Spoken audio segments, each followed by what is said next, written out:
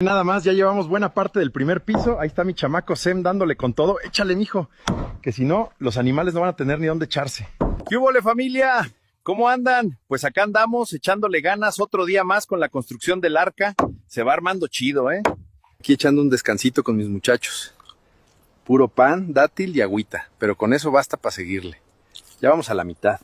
¡Órale, familia! Ya terminamos el arca, quedó bien chida y lista para lo que venga. Gracias a Dios y a ustedes por estar aquí. ¡Uy! Ya vienen llegando los primeros invitados. Mira nomás esos elefantes, vienen en parejita.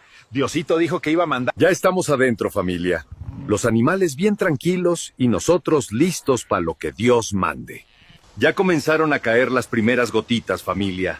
Esto se pone bueno, pero aquí estamos firmes. Familia, miren nomás todo inundado afuera. Pero aquí dentro estamos seguros, protegidos por Dios. Seguimos firmes.